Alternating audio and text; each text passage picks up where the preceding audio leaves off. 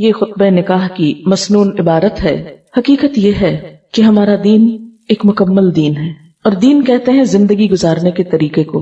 ہمارے دین نے ہمیں صرف نماز روزہ ہی نہیں سکھایا، یہ بھی سکھایا ہے کہ شادی اور غمی کے موقع پر کیا کرنا ہے، ازدواجی زندگی کی کیا ذمہ داریاں ہیں، شوہر اور بیوی کے ایک دوسرے پر کیا حقوق اور فرائض ہیں، اس دنیا کی زندگی کو کس طرح پرسکون، پرامن اور خوشگوار بنایا جا سکتا ہے، کیونکہ اسی پر دوسری زندگی کی خوشی کا انحصار ہے۔ ہمارے دین کو اسی لیے ایک مکمل دین کہا جاتا ہے کہ یہ زندگی کے ابتدا سے لے کر انتہا اور انتہا کے بعد تک کے بارے میں بہت کچھ بتاتا ہے۔ دین اسی وقت مکمل ہوتا ہے جب انسان کی ساری زندگی اللہ کی مرضی کے مطابق ہو جائے۔ اللہ کی رضا اسی وقت حاصل ہوتی ہے جب انسان کی ساری زندگی میں اس کی مرضی شامل ہو جائے۔ یہ نہیں کہ کچھ حصہ اللہ کی مرضی کے مطابق، کچھ اپنی مرضی کے مطابق، کچھ لوگوں کی مرضی کے مطابق، کچھ شیطان کی مرضی کے مطابق۔ نہیں، یہ کئی رنگ نہیں، بس صرف ایک ہی رنگ، اور وہ رنگ صبغت اللہ، اللہ کا رنگ۔ لیکن بات یہ ہے کہ ہماری زندگیوں میں ایسا کیوں نہیں؟ اس کی کیا وجہ ہے؟ یعنی جس دین کو ہم مانتے ہیں اس کا کوئی رنگ، اس کی کوئی خوشی اور اس کا کوئی اثر ہماری عملی زندگی میں نظر نہیں آتا۔ اس کی کئی ایک وجوہات ہیں، لیکن سب سے پہلی اور بنیادی وجہ یہ ہے کہ ہم جانتے ہی نہیں کہ مختلف مواقع پر اسلام کی تعلیم کیا ہے۔ ہم میں سے بہت سے لوگ شادی کرتے ہیں، لیکن مردوں کو نہیں پتا کہ شادی کے بعد ان کی ذمہ داریاں کیا ہیں، کن چیزوں پر گھریلو زندگی کی خوشی کا انحصار ہے، کن چیزوں کے بارے میں آخرت میں پوچھا جائے گا۔ اسی طرح لڑکیوں کو بھی عموماً نہیں معلوم ہوتا کہ ان کے فرائض کیا ہیں۔ اللہ تعالیٰ نے جہاں اپنے کچھ حقوق بتائے وہاں بندوں کے حقوق بھی بتائے ہیں۔ اپنے حقوق کی کمی بیشی تو وہ معاف کر دے گا، لیکن بندوں کے حقوق میں، ایک دوسرے کے حق میں اگر کچھ کمی بیشی ہوئی تو جب تک بندے معاف نہ کریں اللہ تعالیٰ بھی معاف نہیں کریں گے۔ اس لحاظ سے بھی شادی کے بعد کی ذمہ داریوں کو سمجھنا نہایت ضروری ہے۔ ان ذمہ داریوں کا ایک خوبصورت سبق اس خطبے کے اندر بھی دیا گیا ہے۔ شادی کے موقع کے حوالے سے اور بعد کے حوالے سے بہت سی تعلیمات خود اسی کے اندر پائی جاتی ہیں۔ اسلام میں خوشی کے مواقع بھی تعلیم کے لیے استعمال ہوتے ہیں تاکہ مسلسل لوگوں کو یاد دہانی کرائی جائے ان کی ذمہ داریوں کی۔ مثلاً آپ دیکھیں کہ عید کا دن ہے، خوشی کا دن ہے، لیکن اس روز بھی نماز کے ساتھ خطبہ ہوتا ہے جس میں یہ بتایا جاتا ہے کہ اس موقع کی ذمہ داریاں کیا ہیں۔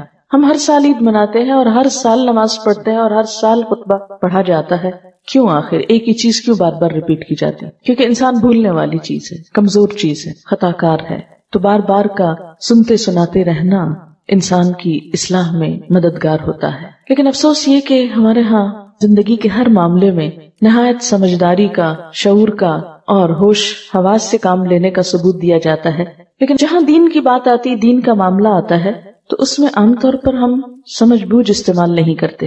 مثلاً آپ دیکھیے کہ یہ خطبہ پڑھا جاتا ہے ہر شادی کے موقع پر، لیکن کتنے لوگ ہیں جو شادی میں شریک ہوئے ہوں اور خود جن کی شادی ہو رہی ہو ان کو یہ پتا چلا ہو کہ یہ کہا کیا گیا ہے۔ عموماً عربی میں پڑھا جاتا ہے، عربی میں سنا جاتا ہے، صرف ایک برکت حاصل کی جاتی ہے اور اس کے بعد سب بکھر جاتے ہیں، نہیں معلوم کیا کہا گیا۔ اسی طرح ہماری نماز کا بھی یہی حال ہے کہ ہم نماز پڑھتے ہیں، اللہ اکبر کہتے ہیں، کبھی کھڑے ہو جاتے ہیں، کبھی رکوع میں چلے جاتے ہیں، کبھی سجدے میں، اور بہت کچھ پڑھ کے سلام پھیر دیتے ہیں اور ہم کو بالکل نہیں پتا ہوتا ہم نے کیا کہا ہے اور اس سب کا مقصد کیا ہے۔ ہم دنیا بھر کی کتابیں سوچ سمجھ کر پڑھتے ہیں، لیکن جب قرآن کھولتے ہیں تو ہم کو نہیں پتا یہ کتاب ہم کو کیا کہہ رہی ہے، لیکن پڑھ ضرور لیتے ہیں کیونکہ دل میں ایک محبت تو ہے نا اس کتاب کے ساتھ، اپنے رب کے ساتھ۔ تو بات یہ ہے کہ صرف محبت سے بات نہیں چلے گی جب تک کہ اس کا حق ادا نہ کیا جائے۔ اس لیے مناسب معلوم ہوتا ہے کہ آج ہم تھوڑی دیر کے لیے اس خطبے کے الفاظ پر غور کریں اور میں اور آپ ہم سب اپنی اپنی ذمہ داریوں کو ذہن میں لائیں، جہاں کوئی کمی کوتاہی ہے اس کو پورا کریں۔ یاد رکھیے کہ دین کی باتیں ہم کو جکڑنے کے لیے یا ہم کو پریشان کرنے کے لیے یا ہم پہ بوجھ ڈالنے کے لیے نہیں آئی، یہ دراصل ہماری ہی زندگی کو خوشگوار بنانے کے لیے ہیں۔ عموماً ہمارے ہاں دین سے ایک فرار کی کیفیت پائی جاتی ہے کہ شاید کوئی اللہ کی بات سن لی، نبی صلی اللہ علیہ وسلم کی بات سن لی تو پھر بڑی پابندی کرنی پڑے گی اور بڑی مشکل ہو جائے گی زندگی۔ لیکن یہ ایک غلط فہمی ہے۔ ہماری زندگیاں اللہ اور اس کے رسول صلی اللہ علیہ وسلم کی تعلیم کے بغیر بھی مشکل سے مشکل تر ہوتی چلی جا رہی ہیں اور اس حقیقت کو سب سمجھتے ہیں۔ لہٰذا کھلے دل کے ساتھ، پوری خوشی کے ساتھ، پورے احساس کے ساتھ ہم سب ان باتوں کو سنیں تاکہ دین سے خوف نہیں، دین سے محبت پیدا ہو۔ جب کسی بھی چیز میں انسان کو اپنا فائدہ نظر آتا ہے تو قدرتی طور پر اس چیز سے دلچسپی بڑھ جاتی۔ اللہ تعالیٰ قرآن پاک میں فرماتے ہیں فیہ ذکرکم، اس میں تمہارا ہی ذکر ہے، یہ تمہاری باتیں ہیں، اس میں تمہارے لیے رہنمائی ہے. لہٰذا جو ہماری باتیں ہیں، جو چیز ہمارے لیے ہے، اس کو پھر ہمیں اپنا سمجھ کر لینا ہے، کسی اور کا نہیں. تو آئیے دیکھتے ہیں کہ الفاظ کیا بتاتے ہیں. سب سے پہلے اللہ تعالیٰ کی حمد و ثنا ہے. ان الحمد للہ، یقیناً تعریف اور ساری تعریف اور شکر اللہ کے لیے. شادی کا موقع، خوشی کا موقع، اللہ کا شکر. کیوں؟ اس لیے کہ بندہ مومن سمجھتا ہے کہ اس کی زندگی میں جو بھی کوئی خوشی آتی ہے وہ اللہ تعالیٰ کے دیے آتی ہے، اور دینے والے کا شکر ادا کرنا لازم ہے. اور یہ شکر گزاری نعمتوں کی حفاظت کا بھی ذریعہ ہے، اور انسان کے دل کی گہرائیوں میں ایک خوشی کا احساس پیدا کرتی ہے. لہٰذا بندہ مومن خوشی کے موقع پر اور کسی غم کے موقع پر اپنے رب کو نہیں بھولتا.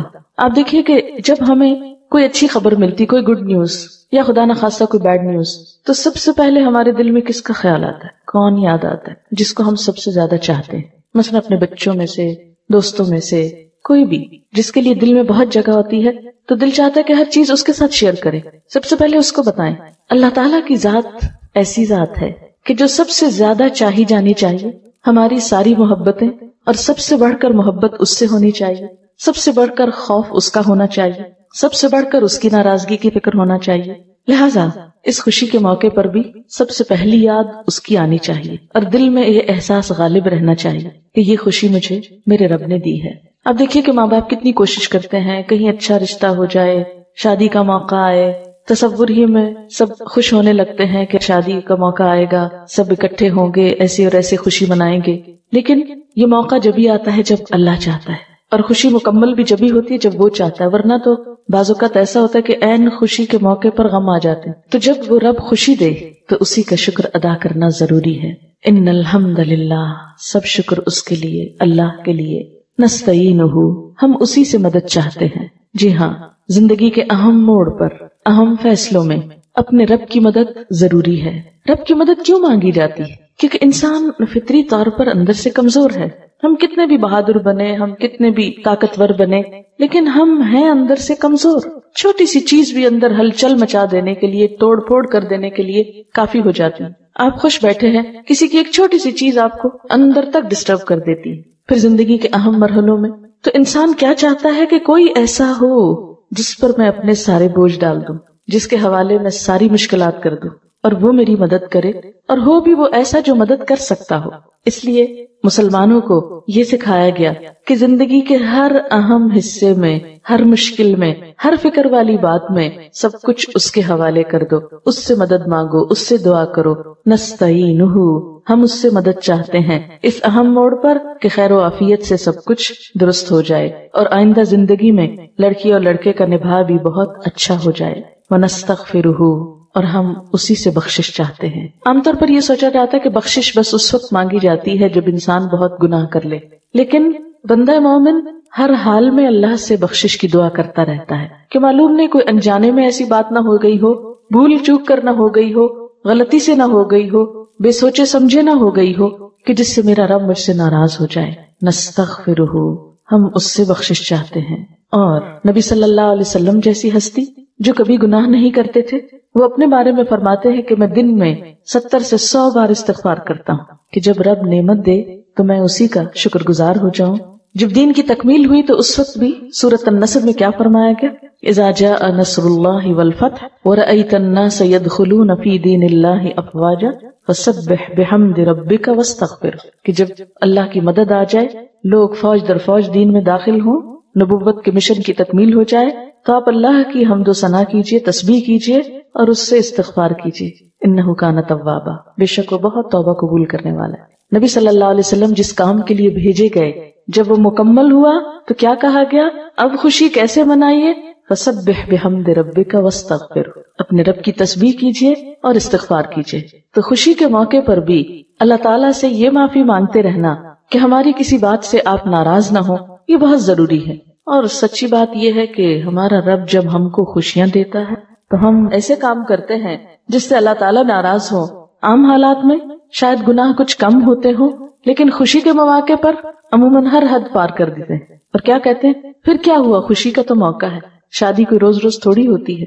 اب آج بھی یہ کام نہیں کریں گے تو کب کریں گے؟ مثلاً آپ دیکھیں کہ عام دنوں میں نماز اپنے وقت پہ پوری ہو رہی ہے، جو ہی شادی کا ہنگامہ شروع ہوتا ہے شاپنگ ہو رہی ہے، بازار جا رہے ہیں، نمازیں لیٹ ہو رہی ہیں، قضا ہو رہی ہیں، اور عذر کیا ہے؟ بہت مصروفیت ہے، کیا کریں؟ تو شادی کے لیے سب جمع ہیں تو سب کی نمازیں اوپر تلے ہو رہی، بعض اوقات راتوں کو بہت تاخیر ہو جاتی، صبح کی آنکھ نہیں کھلی، اور پھر دلہن کے لیے خاص طور پر یوں لگتا ہے جیسے لکھ دیا گیا ہو کہ نماز کی چھٹی، کہ کچھ گھنٹے تو اس کو بیوٹی پارلر میں گزارنے ہیں۔ اب اس وقت کیسے اٹھے وہ بیچ میں ادھورا سب کام چھوڑ کر، کیونکہ ٹائم ہی یہی ملا ہے، نماز کا وقت آئے گا کوئی نہیں، اللہ معاف کرنے والا ہے، خیر ہے۔ اب باقی وقت اب سج بن کے بیٹھے، اب اس حال میں کیسے حرکت کرے؟ نماز معاف۔ اور سسرال کے گھر میں آئے ہیں نئے نئے، وہ کیا کہیں گے؟ لو آتے ہی اب نماز پڑھنا چاہتی، دوسرے ڈسٹرب ہوں گے میری نماز سے، دوسروں کو تکلیف کیا دینا، لہٰذا طرح طرح کے عذر بہانے کر کے ہم اپنے فرض کو ایک طرف ڈال دیتے ہیں۔ پھر اسی طرح آپ دیکھیے کہ عام طور پر ہم جب اپنے گھر میں ہوتے ہیں تو غیبت، چغلی اور ان چیزوں کا موقع کم آتا ہے۔ جب خوشی کے موقع پہ اگلے پچھلے نئے پرانے سب لوگ اکٹھے ہوتے، سب رشتہ دار، پھر پچھلے گلے شکوے یاد آ جاتے، پھر ناراضگیاں یاد آ جاتی، پھر ایک دوسرے کے راز کھلتے ہیں، کھولے جاتے ہیں، وہ اس کا شکوہ اس سے کر رہا ہے، وہ اس کی غیبت اس سے کر رہا ہے، وہ اس کے دکھڑے اس کے سامنے کھول رہا ہے، اور اس طرح بہت ساری غلط باتیں زبان سے نکلتی ہیں۔ یہی خوشی کے مواقع بہت سی ناراضگیوں کا سبب بن جاتا ہے۔ پھر آپ دیکھیے کہ جب ہم کسی مجلس میں ہوتے ہیں، شادی کے موقع پہ اچھا پہننا، اچھا کھانا کو منع نہیں ہے، اپنی استطاعت اور حیثیت کے مطابق کریں، اسراف نہ ہو، کیونکہ اسراف کرنے والے اللہ تعالیٰ کو پسند نہیں۔ قرآن پاک میں آتا ہے ان المبذرین کانوا اخوان الشیاطین، فضول خرچی کرنے والے لوگ شیطان کے بھائی ہوتے ہیں۔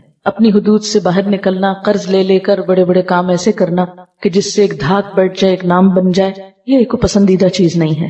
لیکن ہم ایسے مواقع پر صرف دکھاوے کے لیے، صرف لوگوں کو بتانے کے لیے کہ ہمارے پاس بہت کچھ ہے، ہم اس نیت سے بسا اوقات پہنتے بھی ہیں، پہناتے بھی ہیں، دلہن کو چڑھاتے بھی ہیں۔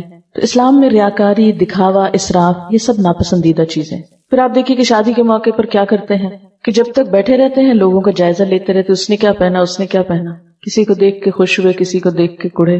پھر جب گھر واپس پلٹتے ہیں تو کیا گفتگو ہوتی، کبھی غور کیا ہم نے؟ ضرور بات کرتے ہیں، وہ دیکھا فلاں کی شکل کیسے لگ رہی تھی، اس کو تو یہ کپڑے سوٹ ہی نہیں کر رہے، اور اس کو اس عمر میں کیا چاو آیا کہ وہ اتنا کچھ پہن کے آ گئی۔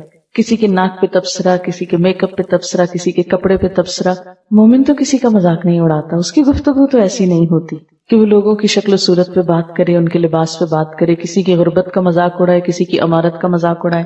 تو یہ سب کام عموماً ایسے ہی موقعوں پر جنم لیتے ہیں۔ اس لیے ایک طرف تو ان سے احتیاط لازم، اور دوسری طرف نستغفرہ، کہ ہماری کسی بات سے اللہ تعالیٰ ناراض نہ ہو، ہم اس سے معافی چاہتے ہیں۔ ونعوذ باللہ من شرور انفسنا، اور ہم اللہ کی پناہ میں اپنے آپ کو دیتے ہیں اپنے نفس کے شر سے بچنے کے لیے، کیونکہ انسان کا نفس اسے برائی پہ اکساتا ہے۔ چھوٹی سی بات کسی کی مائنڈ کی تو اس وقت تک چین نہیں آتا جب تک اس سے دگنا نہ اس کو سنا دیں۔ کسی کی طرف سے تھوڑی سی تکلیف پہنچے تو جواب دینا لازم ہے، یہ کیسے ہو سکتا ہم چپ بیٹھے رہیں، اور چاہے اس میں بات بڑھ جائے اور کام خراب ہوتا ہے تو ہم اپنا غصہ تو ٹھنڈا کر لیں۔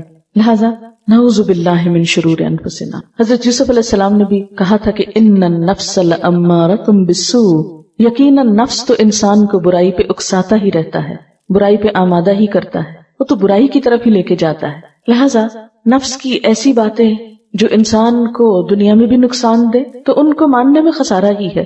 اب دیکھیے کہ نفس کا شر ہوتا کیا ہے؟ دل کی تنگی، حسد، بغض، حرص، لالچ، طمع، دوسرے کے لیے برے خیالات، بدگمانی، نیگیٹو تھنکنگ، یہ سب کچھ نفس کا شر ہے۔ خود کو بڑا سمجھنا، لوگوں کو حقیر سمجھنا، اپنی کسی خوبی کا بہت زوم ہونا، یہ ساری چیزیں نفس کے شر میں آ جاتی ہیں۔ سب سے پہلے نفس کے شر کا شکار ہوا تھا شیطان، اور اس نے کیا کہا تھا؟ انا خیر منہ، میں اس سے بہتر ہوں، خلقتنی من نار وخلقتہ من طین، مجھے تو نے آگ سے بنایا، اس کو مٹی سے، میں اس کے آگے جھک نہیں سکتا۔ اب دیکھیے کہ انا کا شکار لوگ دراصل شیطان کے پیروکار ہوتے ہیں، اور عام روزمرہ زندگی میں جتنی بھی خرابیاں ہوتی، اگر ہم ان کو انالائز کریں تو ہم دیکھیں گے کہ انسانی تعلقات کو بگاڑنے کے پیچھے بھی نفس ہوتا ہے۔ لو ہم ایسے ہی گئے گزرے، ہم دوسرے سے کمتر ہیں، ہم کیوں جھکیں، ہم کیوں اس کی بات مانیں، ہم اس کے کہے میں کیوں آئیں، ہم کیوں معافی مانگیں چاہے قصور ہمارا اپنا ہو۔ تو ہم بسا اوقات اس نفس کی وجہ سے بڑے بڑے نقصان اٹھاتے ہیں، لیکن صرف اس ایک کو بچانے کے لیے بندوں کو بھی ناراض کرتے ہیں، رب کو بھی ناراض کرتے ہیں۔ اسی طرح اللہ کی اطاعت میں جو چیز حائل ہوتی ہے وہ بھی انسان کا نفس ہے، اور بندوں کا حق ادا کیوں نہیں ہوتا اس میں بھی انسان کا نفس آڑے آتا ہے۔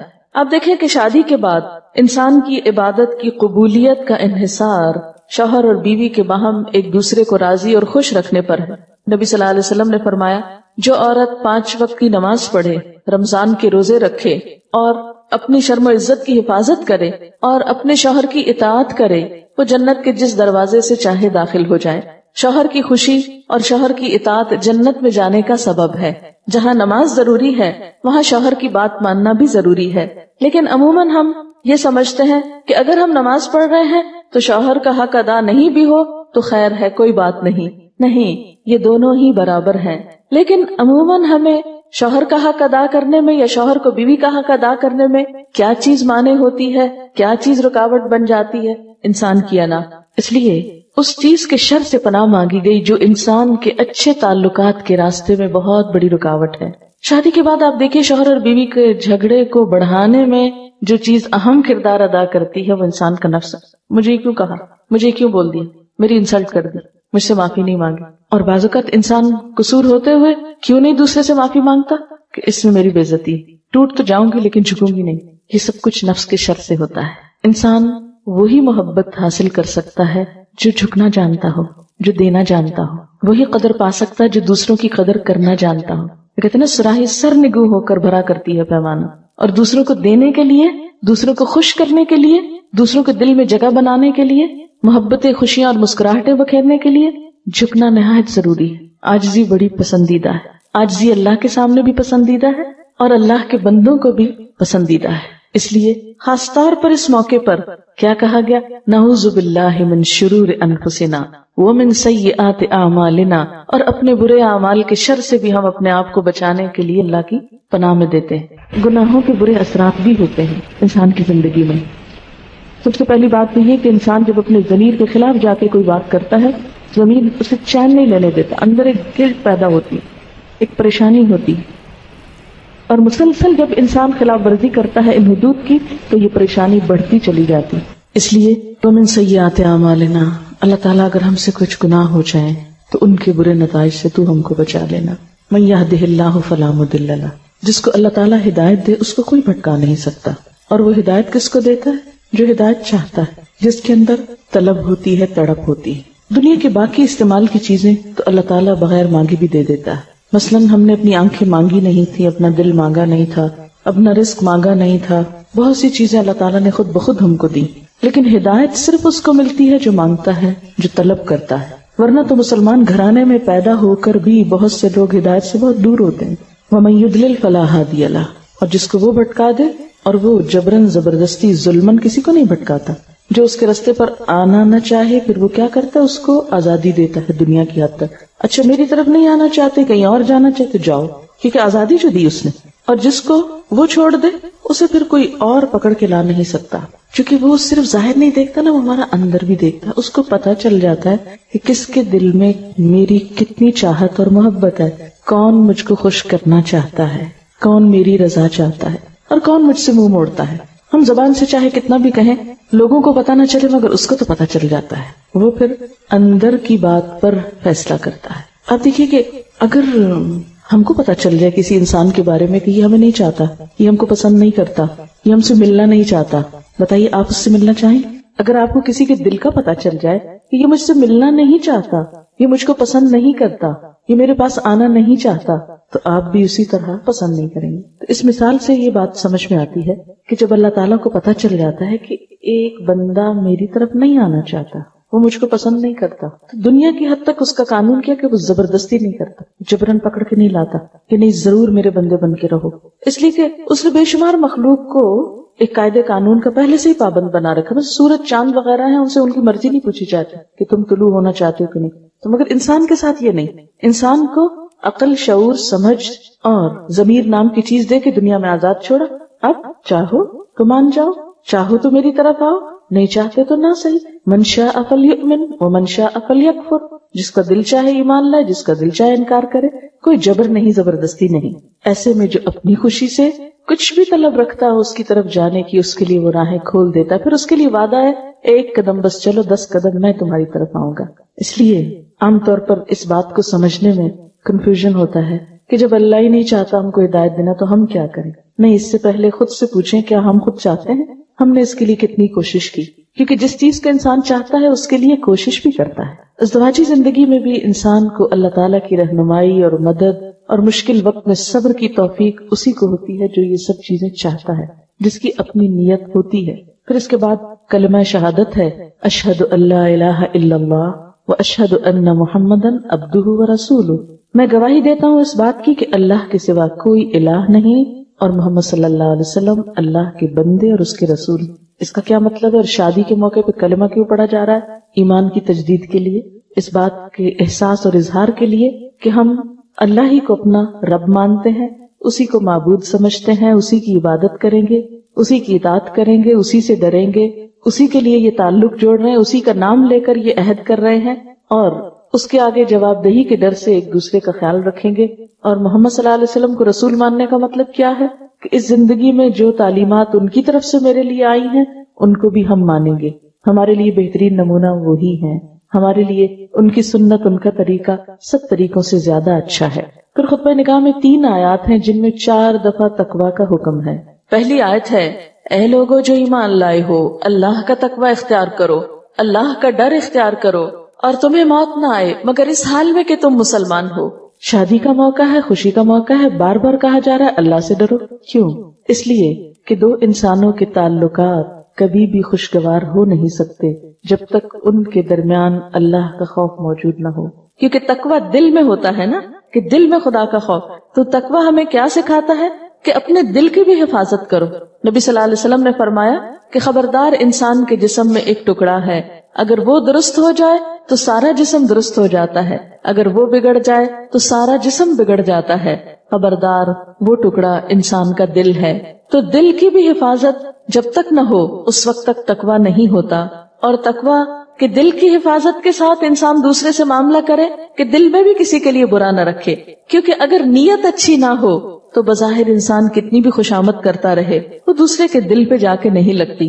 فریب کاری، ریاکاری، دکھاوا اور اوپر سے خلوص کو ظاہر کرنا، یہ زیادہ دن تک انسان نہیں کر سکتا۔ اس لیے کیا فرمایا؟ خدا سے ڈرو، کسی پہ ظلم نہ کرو، زیادتی نہ کرو۔ اب دیکھیے کہ عام طور پر ہمارے معاشرے میں جو جھگڑے اور فساد ہوتے ہیں، یا خاص طور پر شادی کے بعد لڑکیوں کو جو مسائل ہوتے ہیں، اس میں بنیادی وجہ کیا ہوتی ہے؟ کہ دونوں فریقوں کے اندر خدا کا خوف نہیں ہوتا۔ انسانی تعلقات کی خوشگواری اسی وقت ہو سکتی ہے جب انسان کے دل میں اللہ کا احساس ہو، اللہ کا ڈر ہو۔ تقویٰ میں صرف ڈر ہی نہیں، اس کی محبت بھی آتی ہے، اس کا احساس بھی آتا ہے۔ کسی نے کہا تھا کہ میں اللہ سے ڈرتا ہوں اور اس کے بعد اس شخص سے ڈرتا ہوں جو اللہ سے نہیں ڈرتا، کیونکہ جو شخص خدا سے نہ ڈرتا ہو آپ اس کے شر سے بچ ہی نہیں سکتے۔ وہ جب چاہے جھوٹ بول دے، جب چاہے آپ پہ الزام لگا دے، جب چاہے آپ کو تانا دے، جب چاہے آپ کا ناطقہ بند کرے، آپ کو اذیت دے، ستائے، جو چاہے آپ کے ساتھ کرے۔ آپ دیکھیے کہ شادی کے بعد عموماً کمپلیکیشنز کیوں ہوتی ہیں؟ کبھی غور کیا آپ نے؟ شوہر اور بیوی کے تعلقات میں خرابی کیوں آتی؟ ساس بہو کے تعلقات کیوں خراب ہوتے؟ کیونکہ بہت سی باتوں کو ٹویسٹ کر کے کچھ سے کچھ کر دیا جاتا ہے، بات کچھ ہوتی ہے بنا کچھ لیا جاتا ہے۔ ایسا کیوں ہوتا ہے؟ اس لیے کہ خدا کا خوف نہیں ہوتا۔ شادی کی خوشی کی بنیاد کیا ہوتی ہے؟ شوہر اور بیوی کا باہم ایک دوسرے پر اعتماد۔ یہ اعتماد وہاں زیادہ ہوگا جہاں خدا کا خوف بیچ ہو، کیونکہ شوہر کو بھی اطمینان ہوگا میری بیوی مجھ کو چیٹ نہیں کرے گی، بیوی کو اطمینان ہوگا کہ میرا شوہر مجھ سے بے وفائی نہیں کرے گا، مجھے دھوکہ نہیں دے گا، میرے حقوق ادا کرے گا، میرے بارے میں اللہ نے جس کی ذمہ داری ڈالی اس کو پورا کرے گا۔ ہم عموماً سمجھتے کہ شادی کی خوشیوں کا انحصار زیادہ اچھے کپڑے پر، زیادہ خوبصورت جیولری پر، زیادہ اچھے گھر پر، زیادہ اچھی جاب پر شوہر کی، یا زیادہ پڑھی لکھی بیوی پر ہے۔ نہیں، یہ سب چیزیں ٹھیک ہے، مددگار ہیں، لیکن جب تک دونوں میں خدا کا خوف نہ ہو تو تعلقات اچھے نہیں ہو سکتے۔ بسا اوقات دونوں ایک دوسرے کے لیے اذیت کا سبب بنے رہیں۔ آپ نے دیکھا ہوگا کہ کچھ عورتوں کو یہ شکایت ہوتی ہے کہ شوہر مارنے پیٹنے پہ اتر آتے ہیں، چھوٹی چھوٹی بات، کھانے میں نمک کیوں زیادہ ہو گیا، دروازہ اونچا کیوں بند ہو گیا، بچے کو کیوں ڈانٹ پڑی۔ ہر وقت عورت ظلم و ستم کا نشانہ بنی رہتی۔ کیوں؟ اس لیے کہ خدا کا خوف نہیں۔ اللہ تعالیٰ ان سب باتوں کا حساب لے گا جو کسی پر بھی جبرن ظلمن زیادتی کی جائے۔ پھر اسی طرح آپ نے دیکھا ہوگا کہ بظاہر کوئی ایسی چیز نظر نہیں آتی لیکن ایموشنلی ٹارچر کیا جاتا ہے، چھوٹی چھوٹی بات پہ تانے، تم جہیز کیا لے کر آئی، تمہارے ماں باپ نے میری عزت نہیں کی، تمہارے بھائی نے یہ کر دیا، تمہاری بہن نے یہ کر دیا۔ اور اسی طرح بیوی کی طرف سے شکوے اور شکایات شوہر کے لیے، تمہاری ماں ایسی ہے، تمہاری بہنیں ایسی ہیں، میں نے اس گھر میں آ کے کوئی سکھ نہیں پایا۔ اور اس میں کچھ چھوٹی موٹی بات ہو بھی تو کچھ بڑھا لی جائے۔ کیوں بڑھا لی جاتی ہے؟ اس لیے کہ خدا کا خوف جو نہیں، تقویٰ جو نہیں۔ تقویٰ ہی وہ چیز ہے جو انسان کو بیلنس دیتا ہے، بات کرتے ہوئے احساس دیتا، اور اگر کوئی غلط بات منہ سے نکل بھی جائے تو جب انسان کو احساس ہو تو فوراً پلٹ بھی آتا، سوری یہ میری غلطی، میرا قصور ہے، کیونکہ انسان کو پتا ہے کہ میں بندوں سے چھپ سکتا ہوں، اللہ سے نہیں چھپ سکتا۔